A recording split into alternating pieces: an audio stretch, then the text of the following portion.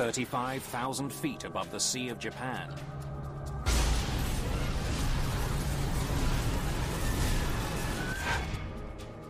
Korean Air 007, unreadable, unreadable. We're experiencing rapid decompression. Descent to 10,000.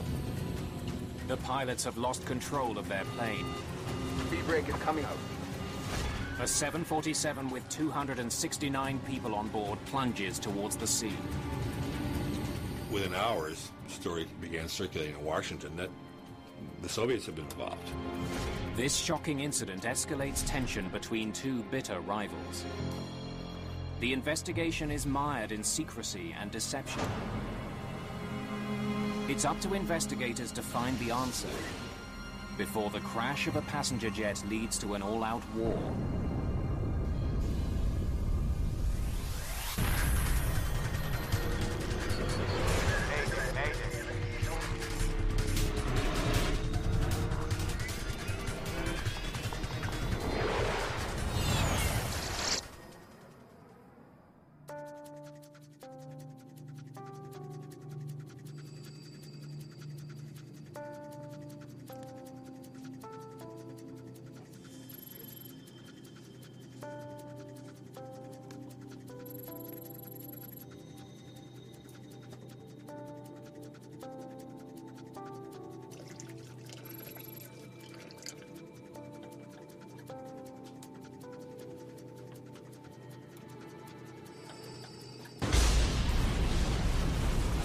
Emergency descent.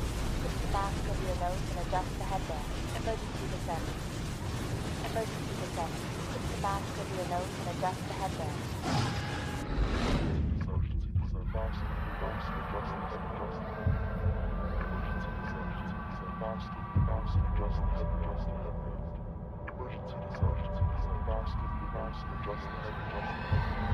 Emergency descent.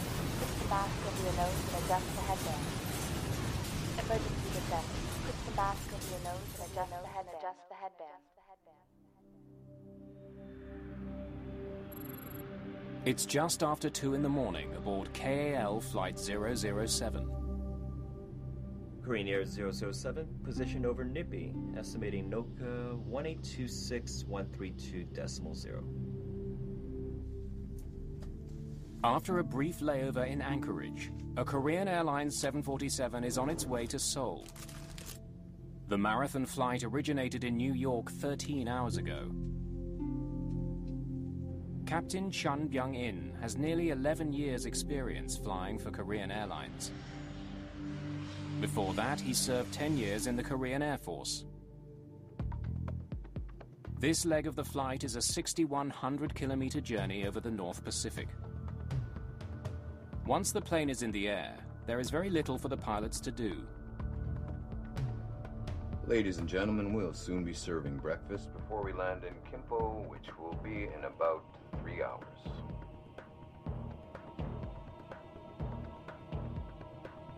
Many of the passengers plan to take connecting flights to other destinations after landing in Seoul. Mary Jane Hendry is heading to Japan to start a new life. My sister Mary Jane found a job and she'd gotten hired by this Cara company. She was exactly the kind of person that they needed for their company in Tokyo. So she was leaving to embark on this new stage of her career.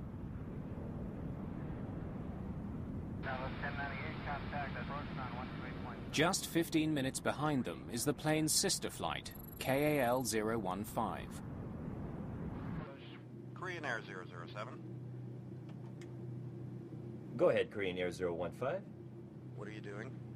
The flight crews chat to help pass the time. Go see the leaves. We're experiencing an unexpectedly strong tailwind. How much of a tailwind? 35 knots from 040.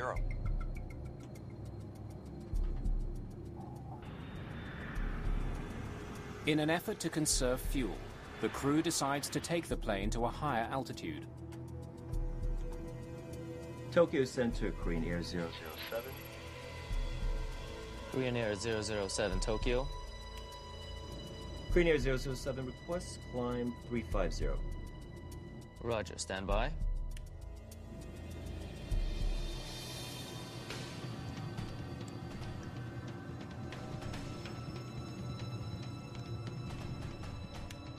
Korean Air 007, climb and maintain flight level 350. Roger, Korean Air 007, climb and maintain flight level 350.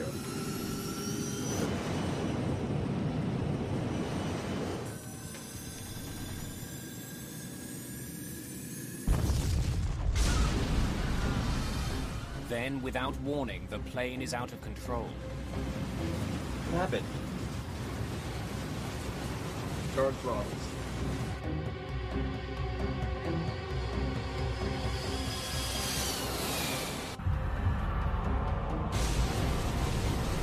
Landing gear. Landing gear. The crew extends the landing gear in an effort to stop the plane from climbing. Altitude is going up. Altitude is going up. Altitude is going up. Speed brake is coming out. I can't descend. This isn't working. This isn't working. Engines are normal, sir. Is it rapid decompression?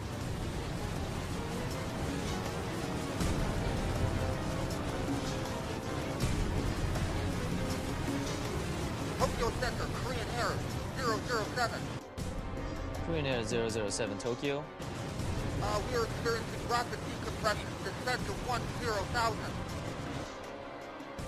Korean Air 007, unreadable, unreadable. Radio check on 10048. Stand by, stand by, stand by. Headband. Emergency descent. Korean Air 007, Tokyo.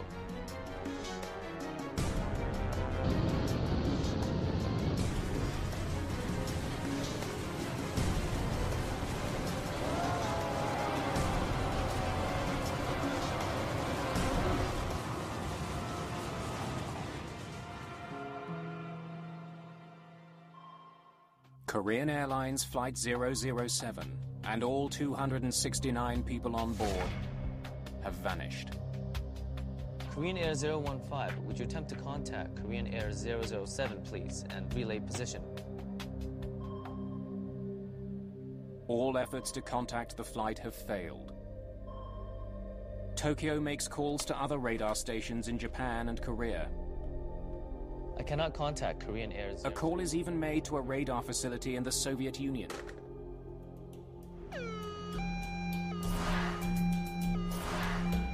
Relatives nervously await news of the missing flight. The company that Mary Jane was going to work for, they apparently had phoned and said Mary Jane's plane hadn't arrived and that something had perhaps gone wrong with the plane. But at that point, we didn't really know anything. There was concern that it had been either forced to land or crashed, or within hours, the story began circulating in Washington that the Soviets had been involved. As the world waits for news about the incident, U.S. military officials make a horrible discovery. At a top-secret surveillance facility, they've been monitoring Soviet transmissions. It appears the unthinkable has happened. Good night now. At the time of the flight's disappearance, U.S. soldiers heard what they thought was a routine Soviet training mission. При нарушении государственной границы приблизиться к цели и уничтожить.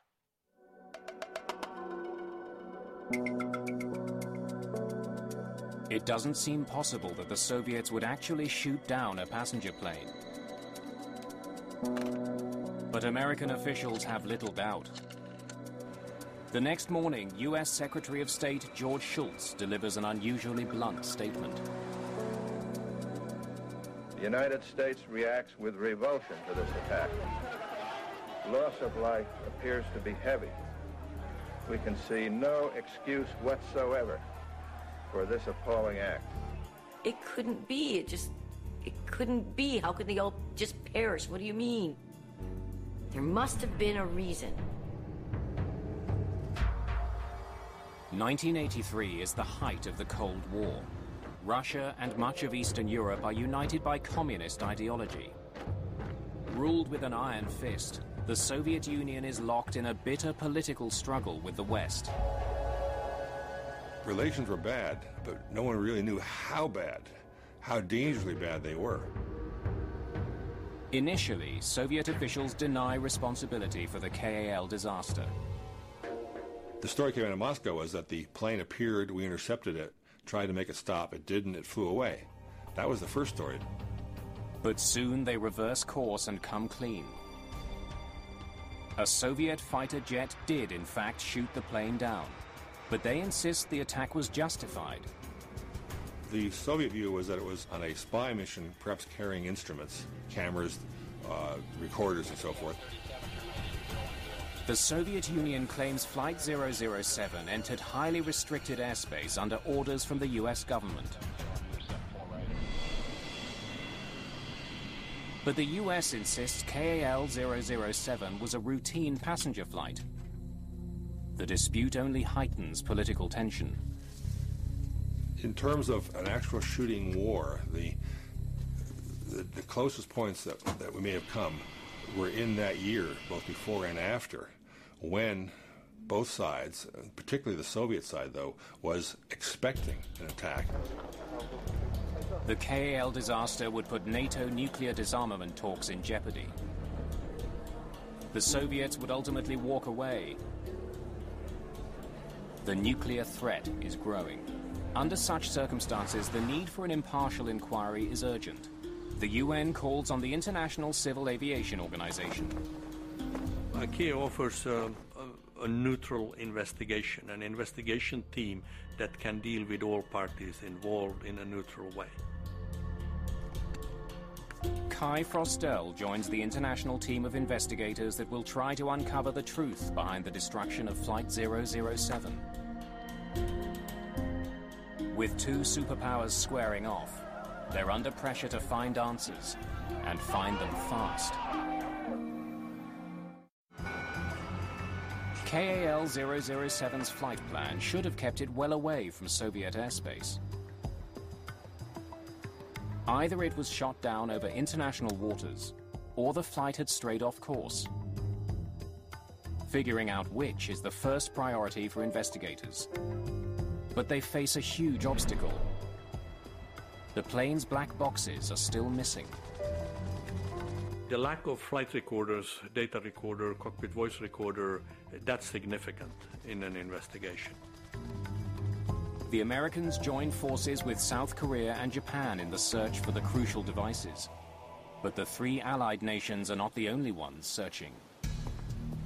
On September 1st, we got an order to go to the place where the Boeing fell and take part in the search for the Boeing 747. It's a race to find the black boxes. The Americans know they may never get the truth if the Soviets find the boxes first. Each side accuses the other of dirty tricks. The U.S. did formally complain that the Soviets would either sail across U.S. ships, that they would drop false pingers to deflect listening devices away from the true pinger. The Soviets claim Flight 007 was flying in Soviet airspace over Sakhalin Island when they shot it down. If that's true, the aircraft was well outside its designated aerial corridor, a route known as R20. Across the North Pacific, there are various routes that are labeled that R20 was the one closest to Soviet airspace. The Red Route 1 was a nickname for it. It was the one closest. And so it was known to be, or should have been known to be, a route that you took extra precautions on. Investigators get their first hint that if the crew was flying in restricted airspace, they didn't know it. The coordinates they were reporting, put them on course. The Tokyo air traffic controller who last communicated with Flight 007 tells investigators that all seemed normal.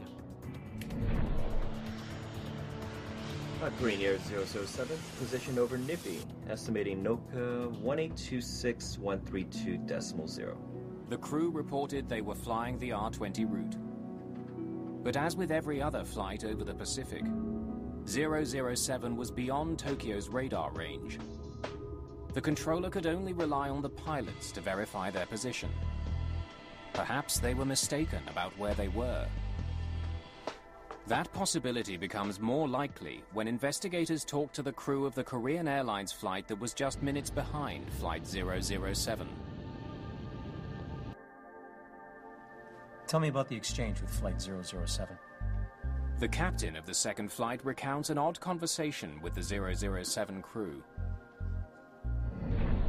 We're experiencing an unexpectedly strong tailwind. How much of a tailwind? 35 knots from 040. We still have a 15-knot headwind. Could he be getting a headwind if he was here? It would be almost impossible for one flight to have a tailwind and the other a headwind. Something doesn't add up. But with the black box still missing, investigators have no way of knowing where KAL 007 actually was at the time of that exchange.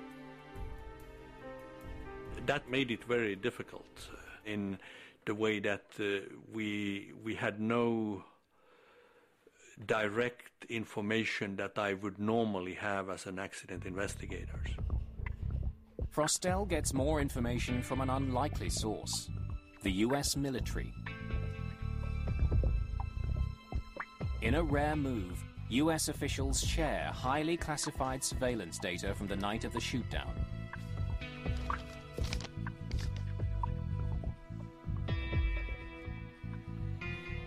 A top-secret technology called passive radar can track the movements of every military and civilian plane around the globe. What it reveals about KAL 007 is stunning. The plane was way off course. For almost its entire journey across the Pacific, the flight had been drifting north. By the time it was shot down, Flight 007 was 560 kilometers, or 350 miles north of where it should have been, and had already flown in and out of Soviet territory. The Soviets were telling the truth. And then it becomes a question of determining why was it off course that much. To find the answer, investigators turned their attention to the navigation system on board the 747. It's called INS, the Inertial Navigation System. The INS that was used on this airliner, like most in that time period, had an accuracy about half a mile of drift per hour. Very accurate. It would get you where you wanted to be. The system relies on coordinates, or waypoints, entered into the flight controller. The way it works is that there is 9 waypoints that you put in. That's the way you program it. 59 degrees, 18.0 north. Waypoints are essentially GPS coordinates that also have one-word names, like Bethel, Neva, or Nippy. Flight 007's INS should have been programmed to find and follow those electronic guideposts to Seoul. 18.0 north. At 8:49, turn left heading 270. Perhaps there was some last-minute change in the flight plan. Kai Frostel listens to the pre-flight conversation between the crew and the tower in Alaska.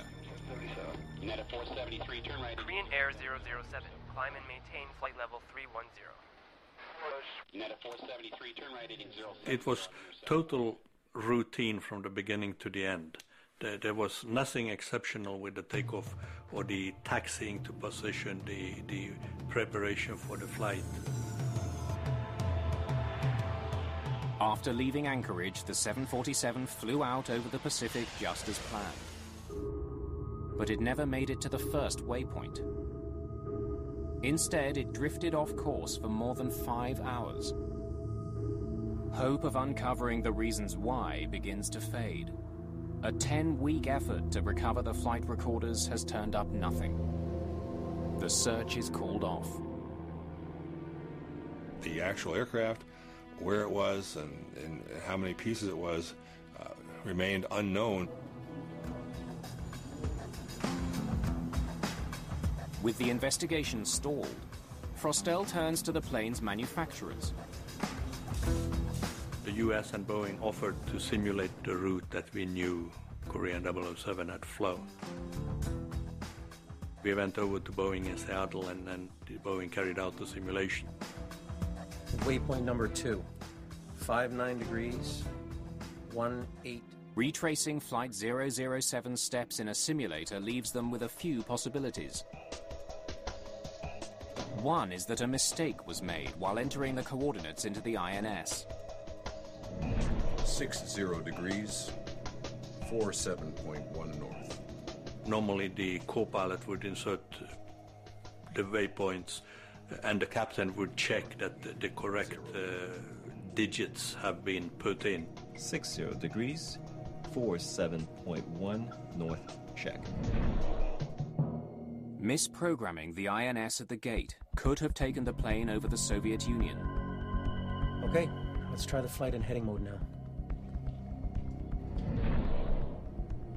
A second, less likely possibility is that after programming the waypoint navigation system, the crew may have failed to turn it on. After takeoff from Anchorage, the aircraft would have used a constant magnetic heading to get to the route. It's a standard procedure to begin a flight using a magnetic compass heading for direction. Soon after takeoff, pilots must activate the navigation system so it can lock on to the first waypoint. And if it was forgotten in that constant magnetic heading, it would continue over Soviet airspace. The magnetic heading would have kept the plane flying in the right direction, but along a very different route than the one planned. Captain Chun was a distinguished pilot with years of experience. Forgetting to switch the autopilot to INS mode would have been an astonishing error. At this point, Frostel can only speculate why Flight 007 was off course. But what's even harder to understand is why the Soviet Union would risk starting a war by shooting a plane down. The Soviets resorted to deadly force to punish this intruder. It's like shooting the paper boy in your front yard at night because you think he might be breaking into your house.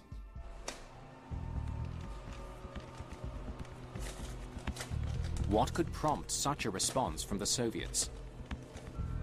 Investigators get their answer from the US military. Though Flight 007 may not have been on a spy mission that night, another plane was, a US Air Force RC-135. They were tracking an RC-135, which was doing very, very slow figure eights off the coast with its own listening devices, waiting for a Soviet missile test. The spy plane was near the Soviet border in the path of the KAL jetliner. When their paths crossed, the two planes may have been indistinguishable on Soviet radar. When 007 came in over Soviet airspace, the Soviet Union assumed it's an RC-135. Along came this intruder, and they just fell into the patterns that they had prepared in advance for such an intruder. On violation of state border, approach target and destroy. But disturbing questions remain. Did the fighter pilot get close enough to see the target with his own eyes? Did he know it was a passenger jet?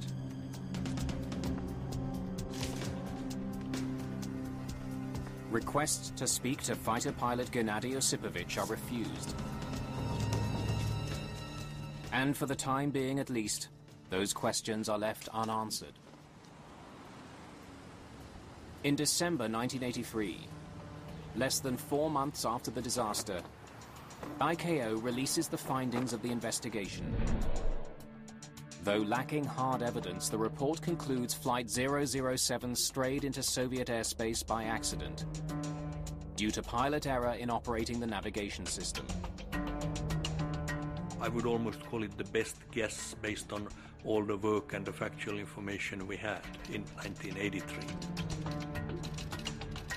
For them to summarize that the plane was there by accident, as far as I'm concerned, that's not the answers we wanted to hear, and we believed that there was further investigation to do. The key to this mystery remains locked inside the plane's black boxes, which are assumed lost forever beneath the sea.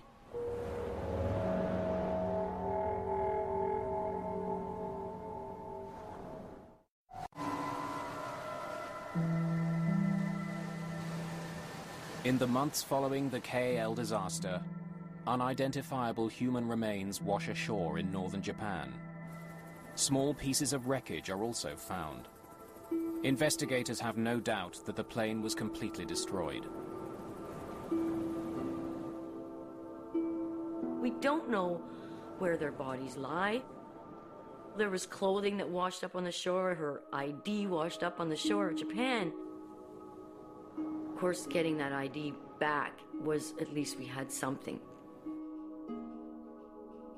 Like the victims' families, investigators have no clear idea where Flight 007 went down. But there are some people who do.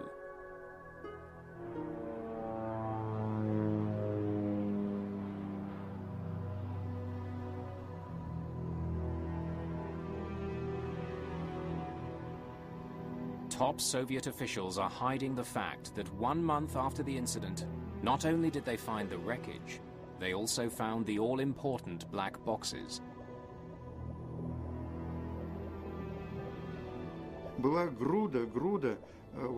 was a big pile of debris. They took down this pile with their bare hands until they found the black boxes. There were 2 of them.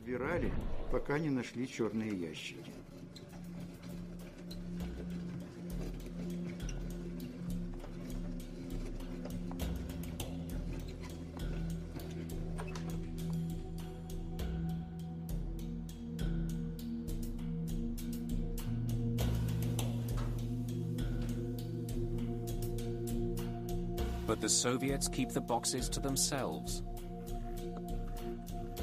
The information is kept locked away.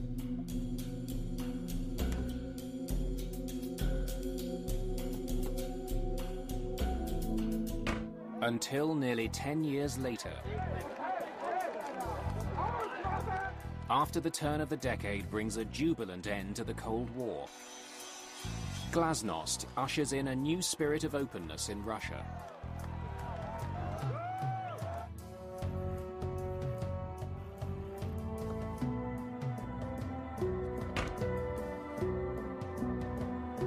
Eager to break with the past, the new administration in Moscow decides to go public. The actual unveiling of the data recorders and black boxes was a total surprise. And suddenly this new material promised some real answers. So I knew they're going to tell me something. I wanted to have the facts from the tapes and then see how does those facts compare to what we wrote in 1983. In 1992, during official ceremonies in Seoul, Russian leader Boris Yeltsin hands over the long-awaited flight recorders. I was approached by KGB general, and he told me that you probably don't know me, but I have had the recorders for 10 years. I had them in the safe in my office. I knew it was a big international secret. It bothered me tremendously. Every day when I came to the office and I looked at my safe, and I knew the recorders were there. He told me, you may not understand that this is the happiest day in my life.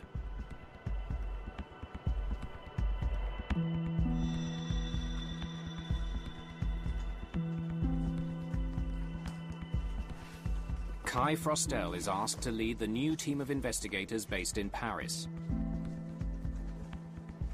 And as a clear indication that the times have changed, Vladimir Kaufman, a Russian avionics expert, joins the team. Он, так сказать, ничем особо не выделялся. At the time, I was working at the Civil Institute of Aviation and was an air crash investigator. This was an international investigation of a very high level. Очень высокого уровня.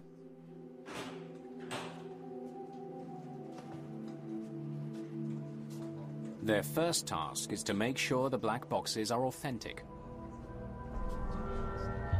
There was a high suspicion in a lot of quarters that the Russians or the Soviets had tampered with the tapes or had made bogus tapes. And so we had to 110% validate the authenticity of the tape. They had seals on them. They had, I remember, wax seals on them. The photographs were taken, the seals were cut. Investigators confirm that the CVR handed over by the Russians is the same box that was installed on Flight 007. They opened them and looked at them and validated the serial numbers, validated the model numbers. Now that they know they have the right boxes, investigators need to make sure they have not been tampered with. Suspicion soon arises. During the cleaning process, they noted that there had been some breaks in the tape and had been spliced by the Russians. It is not uncommon for a tape to break during the impact of a crash. But distrust of the former Soviet Union runs deep. First, they examined these areas of the splices where it had broken, and they did that on this high magnification photograph. One of the techniques that the French had that I hadn't seen before, that wasn't used in the United States, was a photo analysis machine. They could do this with this optical high magnification. They could actually see the magnetic waves. The test confirms that no data was added or removed from the cockpit voice recorder when it was spliced together. 565, what was the altimeter again? Finally, investigators can listen to the tape, confident that every word is authentic. What? It's already time for breakfast. What do you know? Let's eat later. But all they hear is idle banter from the crew. I heard there's a currency exchange at the airport. What kind of money? Dollars to Korean money. It's in the domestic building. Back to 010-748, American 737. There is not a word on the tape to suggest the crew was on a spy mission. Just a totally routine conversation, and either these guys are the most cold-blooded actors and falsifiers ever, or they really were totally clueless about where they were. Sadly, I think the latter's the case.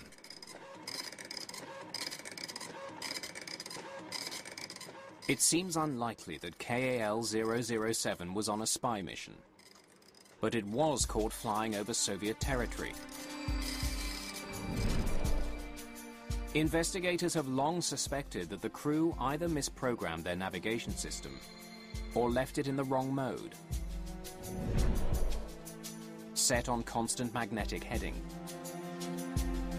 The flight data recorder finally provides the definitive answer. The data revealed that the aircraft was on constant magnetic heading from soon after takeoff from Anchorage to the end. There was no deviation whatsoever in the magnetic heading. The crew of KAL-007 never activated the waypoint navigation system. Gear up. Landing gear up. Now passing 500. It seems they simply forgot a basic step in their standard flight procedure. The INS was functioning properly, had been loaded properly, and was counting along the route where it was thought it was supposed to be. But the autopilot was not following the INS commands. Instead, it was following a compass mode. So it's only telling them where they're supposed to be. Investigators learned that even though the plane was following a compass heading and not the waypoints, the computer would have continued to display their intended waypoints even though the plane was nowhere near them. Korean Air 007, position over Nippy, estimating NOCA 1826132.0. This may explain why the crew never noticed their mistake. The crew also didn't notice a key indication that they were badly off course. We're experiencing an unexpectedly strong tailwind. How much of a tailwind? 35 knots from 040. The fact that they were experiencing completely different weather patterns to a plane supposedly minutes behind them should have alerted them to the problem. Now, there's a point where you see him teetering on the brink of realizing something is horribly wrong. He's talking to the pilot behind him, and the winds are almost 180 degrees apart, and there's a pause, and Chun is somewhere in his mind, as he's a pilot, and he has the instinct, this is odd. Is it a clue to something I should look into? And he doesn't. And at that point, he might as well pull the gun out and put it to his head. It was human error. A complacent crew in the middle of the night had their flight computer on the wrong setting, and then didn't notice they were straying off course. Everybody makes mistakes sooner or later. Good pilots make mistakes. Not so good pilot makes mistakes. We're all making mistakes. When investigators combined the conversation data from Flight 007 with intercepted Soviet transmissions, they get a detailed picture of what went wrong on September the 1st, 1983. The pilots believed they were on course, but 3 hours into the flight, their magnetic heading took them into Soviet airspace over Kamchatka.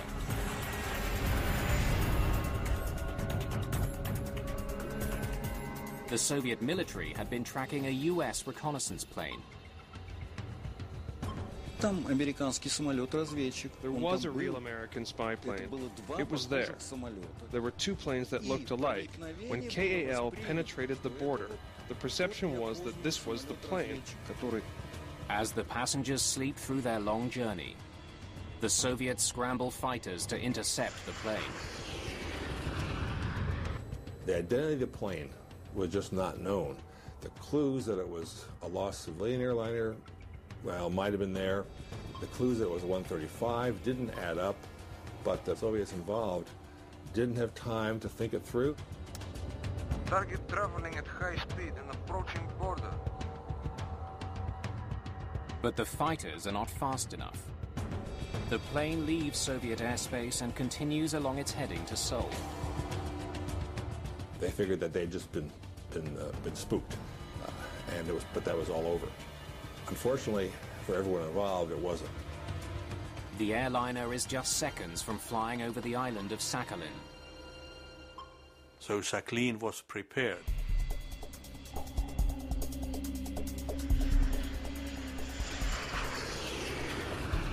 KAL Flight 007 enters Soviet airspace for the second time. Ladies and gentlemen, we'll soon be serving breakfast before we land in Kimpo, which will be in about 3 hours. Target traveling at high speed and approaching border. Target is on your heading. I can see it both visually and on the screen. Major Gennady Osipovich, the lead fighter, makes visual contact with Flight 007. Give warning burst with cannon. But the warning shots go unnoticed.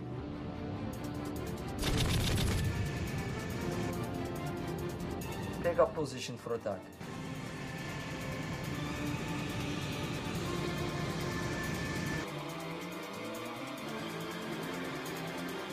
Approach target and destroy. Roger, locked on already. Executed launch.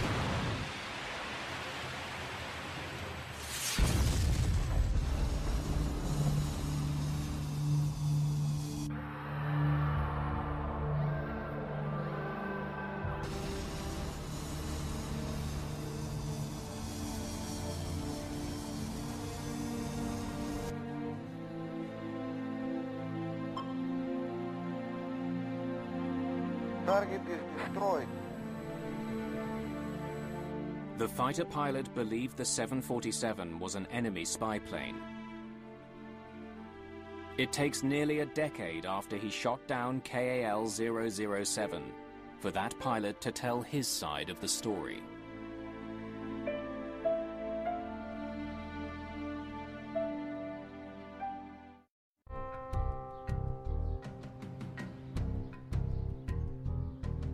Investigators have long wondered what Major Gennady Osipovich saw and did after he was ordered to intercept an intruding aircraft in 1983. After nearly 10 years and the collapse of the communist regime, he finally tells his side of the story. I saw the plane. It did look like a civilian plane because there was a flashing light on its tail and one on the top. But you can disguise any plane like this. You can put a flashing light on and you've got a civilian plane. So I did not have any thoughts about this. Give warning burst with cannon.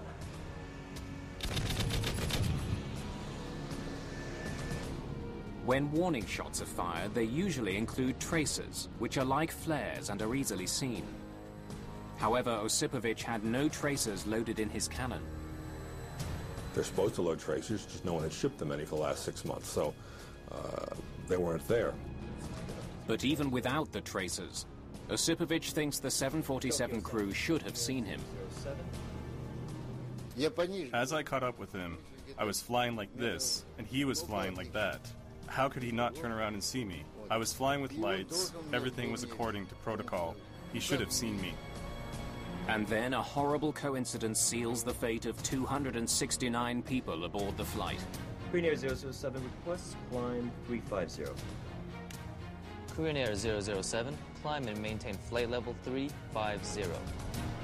Like a car going uphill, a climbing plane slows down. But to the fighter pilot following the 747, this is interpreted as an evasive maneuver. He decreased his speed so that I could either pass him or fall, one of the two. So that's how I knew that he's an enemy intruder. That convinced him that it was not a civilian plane and that he was in danger. My only thought was to catch and stop. This is what we were trained to do. I fell a little behind him and banked down, made a snake maneuver, put some distance between us, because otherwise the rockets would not have locked on. He's running out of time because the airliner was approaching international waters. Take up position for attack. Roger, locked on already. Executed lock. Osipovich fires 2 air-to-air missiles. They travel 2,000 kilometers an hour towards the jetliner. One of them explodes near the tail, damaging vital controls and hydraulic lines. The warhead also tears a hole in the fuselage, causing a rapid decompression in the cabin. I saw the first explosion right under the tail, and that's it.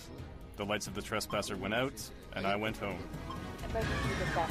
Put the mask over your nose and adjust the headband. Emergency descent.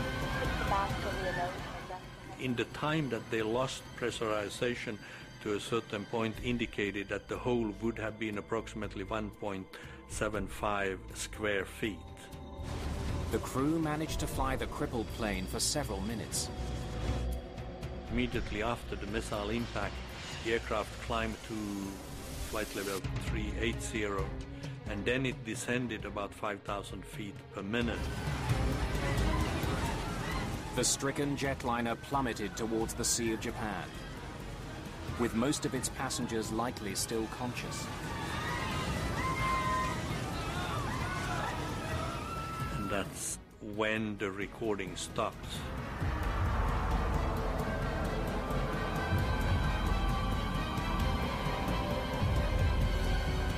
Our determination was that the airframe probably broke up at that point.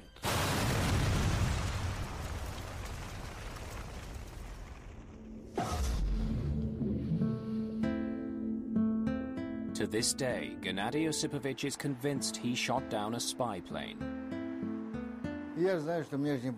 I knew they wouldn't order me to intercept if it was a civilian plane or cargo plane. Only if it was a trespasser. We weren't blaming him. But some families did. They certainly did. They said it was his fault, and he pressed the button, and he shot them down, and they were looking to blame somebody. It was clear that he was living with what he had done, and what he had done in order for him to live and to sleep was to believe that it was a spy plane, there were no passengers on board, that he had not killed 269 people. And that's the way he wants to believe it, and I'm not going to blame him for wanting to believe that. In 1993, Kai Frostel has the evidence that he sorely lacked when he issued his first report. He can prove how the Korean pilots blundered and ended up off course, and how the Soviet pilot interpreted the situation. The destruction of Flight 007 is ruled an accident. Frostel recommends that all passenger planes be equipped with a clear indicator that the autopilot is in heading mode. The tragedy of 007 is that it didn't have to happen. It was not inevitable. It was a series of accidents, a series of misunderstandings, a series of bad decisions that had been primed ahead of time. When my sister Mary Jane said goodbye to me at the airport, she hugged me so tightly.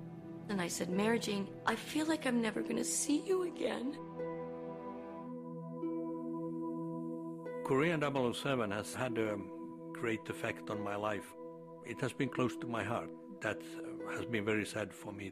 My sympathy and condolences all these years have gone out to the families.